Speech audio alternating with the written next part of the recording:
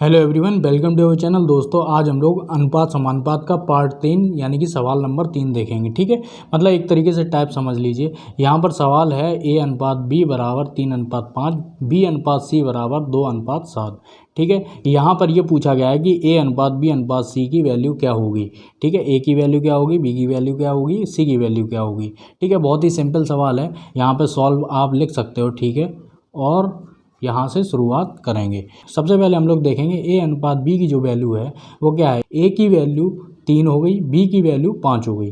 ठीक है, जो पहला है वो पहली वैल्यू, जो दूसरा है उसकी दूसरी वैल्यू, जो पहला है वो पहली वैल्यू और जो दूसरा है उसकी दूसरी वैल्यू। ये बात आपको समझ में आ रही होगी। तो हम लोग क्या करेंगे, देखिए ये जो a अनुपात b है इसकी वैल्यू रखेंगे। ठीक है, तो यहाँ पर रखेंगे 3:5।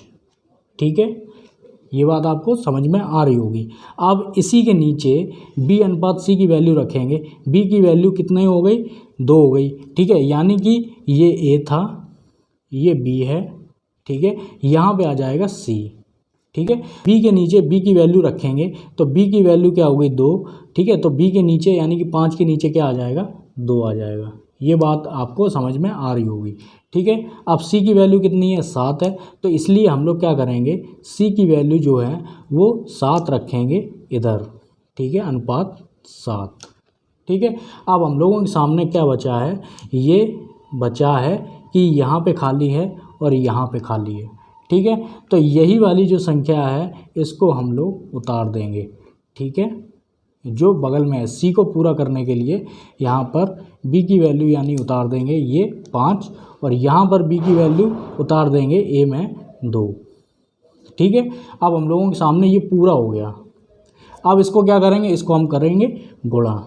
ठीक है, तो 2 या 6, तो यहाँ पे 6 हो गया। अनुपात 5 दूनी 10 अनुपात 7 पना 35। ये आपके सामने क्या आ गया, आंसर है ये। ठीक है, तो a की वैल्यू 6, b की वैल्यू 10, c की वैल्यू 35। तो यहाँ पर बराबर में a अनुपात b अनुपात और c। ठीक है, तो a अनुपात b अनुपात c की वैल्यू क्या है, 6 अनुपात 10 अनुपात और 35। ठीक है, यही आपका आंसर हो जाएगा। ठीक है दोस्तों।